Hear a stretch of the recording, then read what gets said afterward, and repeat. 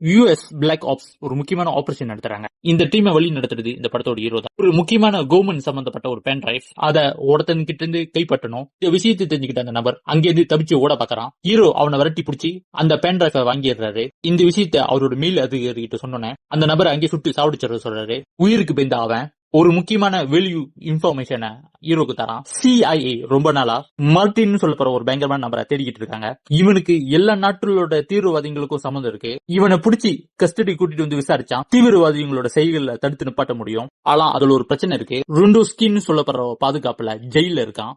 மொஸ்கோ அரசாங்கத்துக்கு கேட்டான், அவங்க மறுத்துடுறாங்க. அவனை ரெஸ்கியூ பண்ணி கூட்டிட்டு வரணும். உடனே ஒரு டீமை ரெடி பண்றாங்க.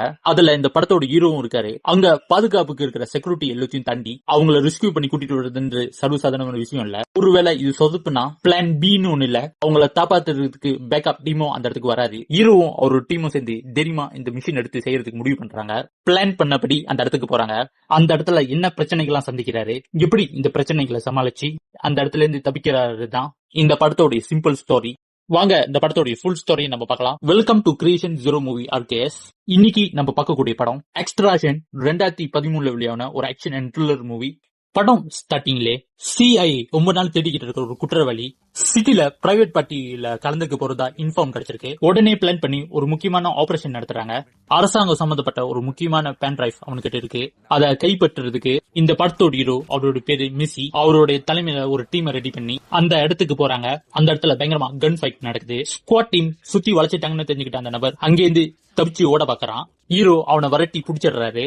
அந்த இடத்துல ரெண்டு பேருக்கும் பயங்கரமா சண்டை நடக்குது. ஹீரோ கஷ்டப்பட்டு அந்த நபரை அரெஸ்ட் பண்ணி அந்த பென் டிரைவ கைப்பற்றிடுறாரு. இந்த விஷயத்த அவரோட மேல் அதிகாரி கிட்ட சொன்னோன்னே அந்த கிரிமினல்ல அங்கே கொல்ல சொல்லி உத்தரவு கொடுத்துடுறாரு. உயிருக்கு பயந்து அந்த நபர் என்ன சொல்றான் பாத்தீங்கன்னா, நான் அப்ரூவரா மாறிடுறேன், என்ன நீங்க உயிரோட விட்டா இந்த பென் டிரைவ்ல இருக்கிறத விட ஒரு முக்கியமான இன்ஃபர்மேஷனை நான் உங்களுக்கு தரேன் அப்படின்னு சொல்றான். அவருடைய அதிகாரி எவ்வளவு சொல்லியும் கேட்காம அவங்களுடைய கஸ்டடிக்கு கூட்டிட்டு போய் விசாரணை நடத்துறாங்க. CIA ரொம்ப நாளா தேடப்பட்டுக்கிட்டு இருக்கிற பயங்கரமான ஒருத்தன். அவனோட பேரு மார்டின். அவனுக்கு எல்லா நாட்டில் உள்ள தீவிரவாதிகளுக்கும் சம்மந்தம் இருக்கு. அவனை அரெஸ்ட் பண்ணி கூட்டிட்டு வந்து விசாரிச்சா அவன் கொடுக்கிற ஆதாரத்தை வச்சு தீவிரவாதிகளோட செயல்களை தடுத்து நிப்பாட்ட முடியும். உடனே அவரோட மேல் அதிகாரியுடைய உத்தரவோட 48 மணி நேரத்துல ஒரு டீமை ரெடி பண்றாங்க. இந்த டீம்ல ஹீரோவும் இருக்காரு. உடனே ஒரு அவசர மீட்டிங் ஒண்ணு நடத்துறாங்க.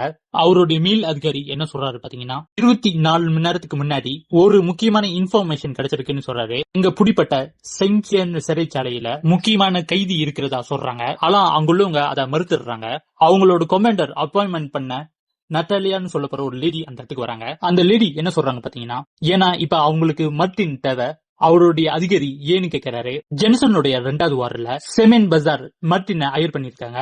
அவர் மிலிட்டரி சப்ளை லீடர். மாஸ்கோல உள்ள சிவிலியன் மேல சீரியஸா அட்டாக் பண்ண சொல்லி வேலை கொடுத்திருக்காங்க. ஆனா மார்டின் எந்த மாதிரி அட்டாக்கும் நடத்தல. அங்க உள்ள சிவிலியன்ஸ்க்கு உதவி செய்யறேன்னு சொல்லி அவங்களோட காசை எல்லாத்தையும் எடுத்துக்கிட்டு ஓடிடுறாரு. அதனால அந்த வாரில் அவங்க தோத்துடுறாங்க. ஆனா இன்னும் அவங்க எல்லாரும் மார்டின் தான் இதுக்கு எல்லாத்துக்கும் காரணம்னு சொல்லிக்கிட்டு இருக்காங்க. அவரோட கமாண்டர் என்ன சொல்றாரு பாத்தீங்கன்னா, அவரோட டீமுக்கு கொடுத்திருக்க உத்தரவு என்னன்னா, பிடிச்சும் அந்த ஜெயிலுக்குள்ள புந்து மார்டினை தப்பத்தி இங்க கூட்டிட்டு வரணும். உங்களுக்கு கொடுக்கப்பட்ட நேரம் வெறும் 3 மணி நேரம் தான். அதுக்குள்ள நீங்க வெளியாகி ஆகணும். அங்க ருடோஸ்கின்னு சொல்லப்படுற ஒரு பயங்கரமான ஒருத்தன் உன்னுடைய பாதுகாப்புல தான் அது இருக்கு. அவனோட ஆட்கள் நிறைய பேர் பயங்கர ஆயுதத்தோட சுத்தியும் பாதுகாப்புக்கு இருப்பாங்க. ரெஸ்கியூ பண்றேன்னு சொல்லி உள்ள போய் இது வரைக்கும் யாரும் உயிரோட வந்ததில்ல. ஒருவேளை அவங்களுக்கு உண்மை தெரிஞ்சிச்சுன்னா அவங்களோட பவரை யூஸ் பண்ணி என்ன வேணா பண்ணுவாங்க. பிளான் பி இல்ல, ஒருவேளை மாட்டிக்கிட்டா இவங்களை ரெஸ்கியூ பண்றதுக்கு பேக்கப்பும் இல்ல. அதனால சேஃபா இருக்க சொல்றாரு. நட்டாலியா ஹீரோவை பார்த்து அவர் இதுக்கு முன்னாடி செஞ்ச ஒரு முக்கியமான மிஷன் பத்தி விசாரிக்கிறாங்க.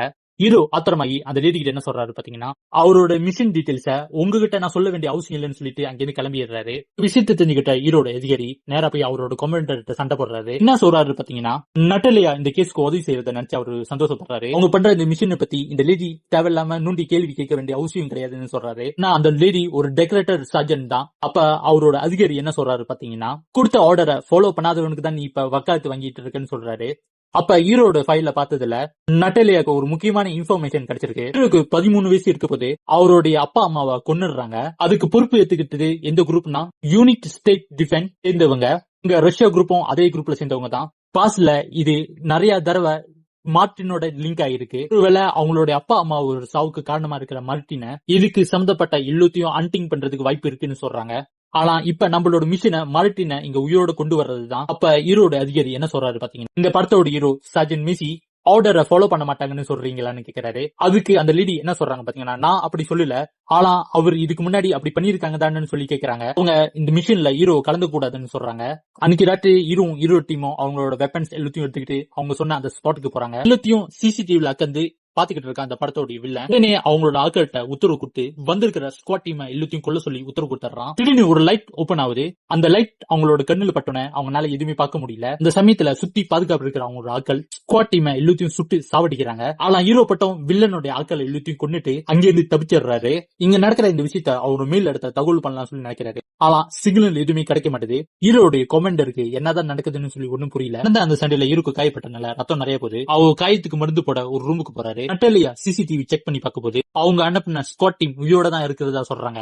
நட்டாலியா சொல்றதுக்கு எந்த மாதிரி ஆதாரமும் இல்லாதனால அவருடைய கமாண்டர் எந்த மாதிரியான நடவடிக்கையும் எடுக்க முடியாதுன்னு சொல்லிடுறாரு. ஹீரோ ரூம்ல இருந்துகிட்டு இருக்கிற சமயத்துல அந்த இடத்துக்கு ஒருத்த வரான். ஹீரோ அவனை அடிச்சு கையை கட்டி போட்டு சத்தப்பட்டனா உன்னை நான் கொன்னுருவேன்னு சொல்லி வெட்டுறாரு. இப்ப அவன் உயிருக்கு பிந்து என்ன சொல்றான் பாத்தீங்கன்னா, என்ன நீ உயிரோட விட்டா மார்டின் இருக்கிற இடத்துக்கு உன்னை நான் கூட்டிட்டு போறேன்.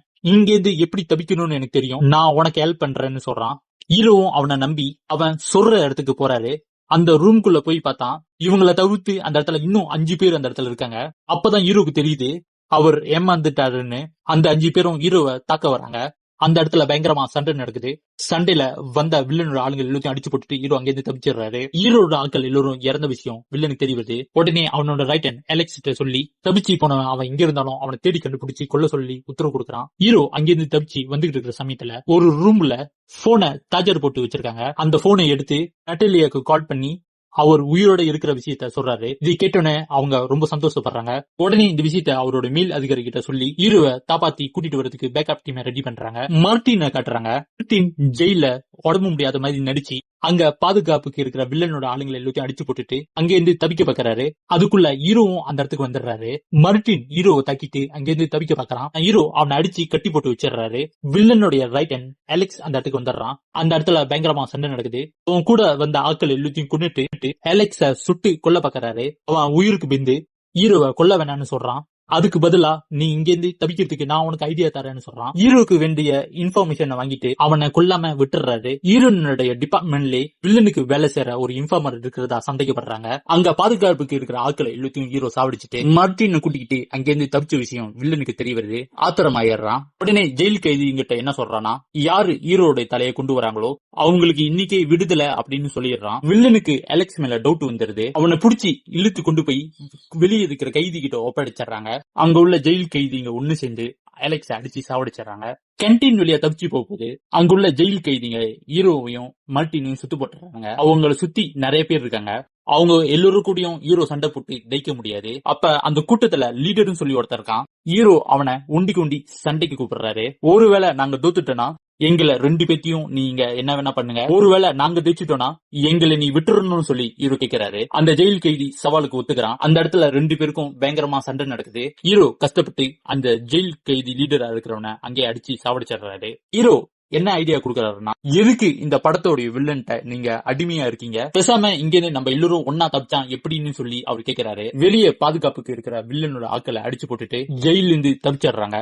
வில்லன் எப்படியோ அவங்க இருக்கிற இடத்தை தேடி கண்டுபிடிச்சு ஹீரோவை மறைஞ்சு நின்று சுட்டுறான். ஹீரோக்கு குண்டடிப்பட்டனால அவரால் ஒண்ணுமே செய்ய முடியல. அப்ப மார்டின் ஹீரோவை காப்பாத்துறதுக்கு வில்லன் கூட சண்டை போட்டு அவனை அங்கே கொன்னுடுறாரு. எப்படியோ கஷ்டப்பட்டு அங்கிருந்து தப்பிச்சு அவர் மேல் அதிகாரி சொன்ன இடத்துக்கு அவர் போறாரு. இந்த விஷயம் எப்படி லீக் ஆயிருது. வில்லனோட ஆளுங்க அந்த இடத்துக்கு வந்துடுறாங்க. ஹீரோ உடனே நட்டாலியாக்கு கால் பண்ணி லொகேஷனை மாத்திடுறாரு. ஹீரோவை காப்பாத்துறதுக்கு பேக்கப் டீம் அந்த இடத்துக்கு வந்துடுறாங்க. அப்ப வில்லனோட ஆளு ஒருத்தன் தூரத்துல ஸ்னாப்பர்ல குறி வச்சு மார்டினை அங்கேயே சுட்டுறான். ஹீரோ எப்படியோ கஷ்டப்பட்டு மார்டினை காப்பாத்தி அங்கிருந்து தப்பிச்சிடுறாங்க. அதுக்கு அப்புறம் தான் ஒரு உண்மை தெரியுது. குண்டடிப்பட்டி இங்க இருக்கிறவன் உண்மையான மார்டின் கிடையாது. அவனுக்கு காசு கொடுத்து நடிக்க சொல்லியிருக்காங்க. அந்த இன்ஃபார்மர் யாருன்னு சொல்லி நட்டாலியா கண்டுபிடிச்சிடுறாங்க. அது வேற யாரும் இல்ல, ஹீரோடைய மேல் அதிகாரி. இந்த விஷயத்தை தெரிஞ்சுக்கிட்டதுனால நட்டாலியாவை அவன் அங்கே கொன்னுடுறான். மார்டின்னு போய் சொல்லி குண்டு அடிப்பட்டு மருத்துவத்துல இருக்கிற அந்த ஆளை யாருக்கும் தெரியாம ஹீரோடைய மேல் அதிகாரி விஷம் ஊசியை ஏத்தி கொலை பண்ண பாக்குறான். ஆனா அதுக்குள்ள ஹீரோ அந்த இடத்துக்கு வந்துடுறாரு. ஹீரோவை அங்கே கொலை பண்ண பாக்குறாரு. ஆனா அதுக்குள்ள அவருடைய கமாண்டர் அந்த இடத்துக்கு வந்துடுறாரு. அவர் கையில இருக்கிற கண்ணை தூக்கி போட்டுட்டு சரண்டர் அவர் சொல்லி கேட்கிறாரு. அவன் கேட்காதனால அவனை அங்கே சுட்டு கொன்னுடுறாரு. அவரோட வேலை செய்யற டிபார்ட்மெண்ட்டுக்கு ஒண்ணுமே புரியல. இவன் மார்டின் இல்லனா எதுக்கு அவனை கொலை பண்ண நினைக்கிறாங்க, ஹீரோ அவனை போய் பார்த்து டைரக்டா இந்த கேள்வி கேட்கிறாரு. அதுக்கப்புறம் அந்த நபர் எல்லா உண்மையும் சொல்றான். மார்டின் யாருன்னு கொஞ்சம் பேர்த்துக்கு தான் அது தெரியும். அதுல நானும் ஒருத்தன். அவனுடைய எல்லா நெட்வொர்க்கும் எனக்கு தெரியும். அதனால தான் என்னை கொலை பண்ண பாக்குறாங்கன்னு சொல்றான். ஹீரோ அவரோட உயிரை தப்பாத்தின காரணத்தினால மார்டினை பிடிக்கிறதுக்கு நான் உனக்கு ஹெல்ப் பண்றேன்னு சொல்றாரு. ஹீரோடைய ஸ்குவாட் டீம் எல்லாரும் இறந்துட்டாங்க. அதனால ஒரு புது டீமை ஃபார்ம் பண்ணி அவருடைய தலைமையில அந்த டீமை வழி நடத்த அவருடைய கமாண்டர் உத்தரவு தர்றாரு. மார்டினை பிடிக்கிறதுக்கு திருப்பியும் இந்த ஆபரேஷன் எடுத்து நடத்துறாங்க. இதுதான் இந்த படத்தோடைய ஃபுல் ஸ்டோரி. இந்த வீடியோ உங்களுக்கு பிடிச்சிருந்தா மறக்காம லைக் அண்ட் சப்ஸ்கிரைப் பண்ணுங்க. Okay guys, by.